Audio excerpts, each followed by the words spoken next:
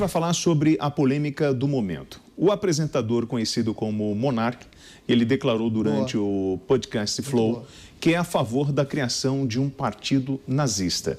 Em conversa com os deputados federais a Tabata Amaral e o Kim Kataguiri, Monark falou que, abre aspas, acho que tinha que ter o partido nazista reconhecido pela lei, fecha aspas. Houve uma grande reação, patrocinadores cancelaram parcerias com o podcast, que perdeu até os direitos de transmitir o Campeonato Carioca. Monark disse hoje que estava bêbado e pediu desculpas pela afirmação. A pergunta é, quando a liberdade de opinião ultrapassa o limite da lei? Essa é uma questão extremamente interessante. Eu sou radicalmente contra a defesa também de um partido que se coloca nazista, porque o nazismo tem, no bojo da sua teoria, o extermínio de uma etnia, o extermínio de um povo, no caso, o povo judeu. O extermínio e o desprezo de povos negros, de homossexuais, de pessoas com comportamentos especiais, singulares, ou seja, é um regime eminentemente genocida. Embora haja, inclusive, a discussão sobre possibilidade de movimentos absolutamente asquerosos, como o nazismo, dentro dos Estados Unidos, dentro de alguns países da Europa, para lançar luzes sobre a asquerosidade desse tipo de movimento, eu sou radicalmente contra qualquer tipo de movimento que pregue o extermínio de algum povo. Agora, te pegando de carona no que o Diogo disse, se o nazismo deve ser proibido, e eu acho que ele deve ser proibido enquanto difusão de ideias, embora livros como o Mein Kampf, Minha Luta, do Adolf Hitler, têm que ser expostos para saber exatamente do grau de periculosidade desse tipo de ideologia, então o comunismo também deveria ser proibido. Se o nazismo matou só de judeus 6 milhões de pessoas, o comunismo, meu caro Diogo Schelp, matou na sua gênese, na sua história de mais de 100 anos, mais de 100 milhões de pessoas. E Lenin e pessoas como Stalin diziam que não se faz uma revolução permanente com luvinhas de seda, ou seja, que a história deveria ter sido erigida e feita, a história do movimento comunista, e sangue, e foi feita. E até hoje, no Brasil, em outras partes do mundo, o movimento comunista sistematizado em livros, em partidos, em organizações políticas subsiste. Ou seja, a esquerda marxista... Eles defendem o extermínio de algum povo?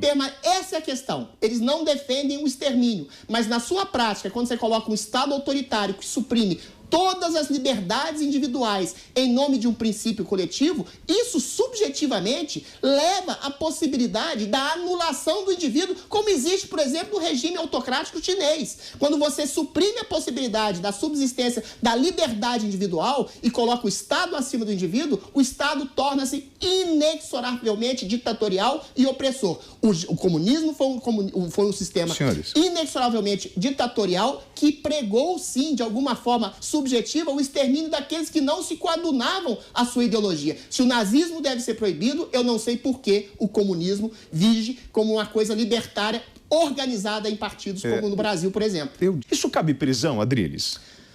Eu acho que não, eu vou ser bastante sincero. Ninguém acredita, eu não acredito que o Monark seja um simpatizante do nazismo. Ele falou isso por quê? Calma lá. Ele vem de uma série de posts, de declarações, em que defende fundamentalmente a liberdade. Nesse mesmo programa... Informação que chegou agora. Ele acaba de ser demitido do podcast do Flow. Pois é. Ele eventualmente, ele fala da possibilidade alargada de expressão de uma esquerda, de uma extrema esquerda, que prega o comunismo, que matou, outra vez falando aqui, 100 milhões de pessoas, e de uma extrema direita, e inclusive a controvérsia se o nazismo seria de extrema direita ou de extrema esquerda, que é tolhida o tempo todo, cerceada pela justiça. Eu acho que ele se expressou mal.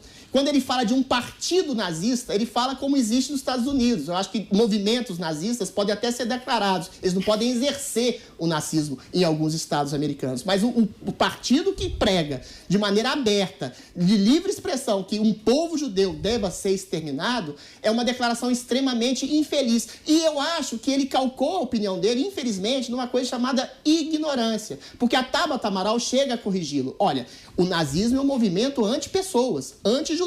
Aí eu falei, como é que você sabe disso? Ou seja, ele tinha na sua ignorância, a possibilidade de uma liberdade de expressão. A liberdade de expressão, ela exige uma responsabilidade cidadã de você saber o que você está dizendo. Aí a gente entra em programas de comunicação que ele entrou de no pessoas... Adriles, ele entrou num assunto delicado sem pensar no outro lado. Exatamente. Eu vou trazer, por exemplo, não é só isso, ele não sabia a fundo o que a Confederação Israelita do Brasil condena de forma veemente a defesa da existência de um partido nazista no Brasil e o direito de ser antijudeu, feita pelo apresentador Monark monarca do Flow Podcast, porque agora ele saiu, foi demitido. O nazismo prega a supremacia racial e o extermínio de grupos que considera inferiores, fecha aspas. A CONIB se pronunciou. Diogo Schelp. Olha, eu vou dizer uma coisa. Cabe prisão? Não cabe prisão. É realmente uma falta de conhecimento, Adriles? Acho. Você jura que você acha que é isso? Depois de tudo que nós vivemos? Olha, o nazismo é amplamente divulgado. Realmente foi um movimento asqueroso, abjeto, de exterminação de povos. Mas o princípio do que o monarca quis dizer e se expressou tão mal falando da organização de um partido, você organizar um partido, você organizar um movimento sistemático para eliminar judeus, porque o nazismo é, em essência, isso. O que ele estava querendo dizer, e não conseguiu dizer, é que a liberdade de expressão ela pode sobrar. Eu concordo com o Diogo e eu tenho certeza que o monarca repudia movimentos racistas, nazistas, xenófobos, de qualquer forma, que queiram exterminar, que queiram ser genocidas, que estabeleçam um princípio de superioridade de uma raça, de uma etnia em relação à outra. O problema é quando você não tem seguridade e absolutamente apreensão daquilo e conhecimento daquilo que você está dizendo.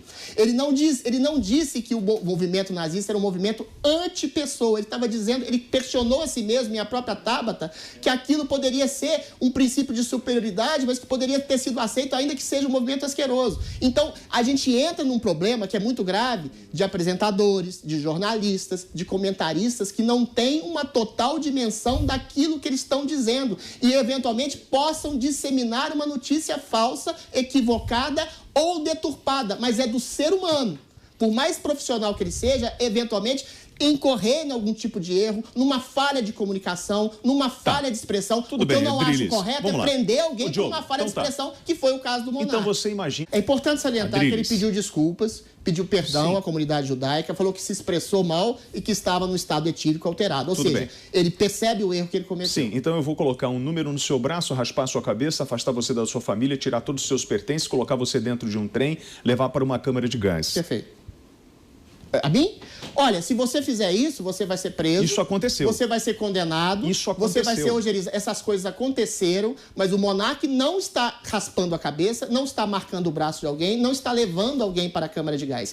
Ele cometeu uma opinião estúpida baseada na sua própria ignorância esta que ele admitiu, a sua irresponsabilidade etílica, estava alcoolizado, estava drogado, ao que tudo diz, e eventualmente se expressou muito mal em defesa de uma liberdade de expressão irresponsável da defesa do inaceitável. Sim, agora, defender o inaceitável não é exatamente torturar, perseguir ou massacrar alguém. A opinião dele está sendo punida justamente pela falta de patrocínio e pela demissão. Então, isso não cabe exatamente. exatamente. Se eu estou defendendo cadeia, um partido que tinha essa linha de raciocínio, de tratar as pessoas... Ele não está defendendo o partido, ele está podendo a liberdade de expressão do nazista. Tem uma questão é horrível, aí. mas ele não está defendendo o partido nazista. Tem uma questão... Eu gostaria de voltar a um certo ponto. Se o nazismo deva ser, e eu acho que deva ser proibido como liberdade de expressão irresponsável, qualquer tipo de defesa do nazismo, o comunismo também deve, porque ele matou mais, prendeu mais, perseguiu mais, cerceou mais em termos históricos e numéricos relação que o Adriles está fazendo, nazismo. ela é justa?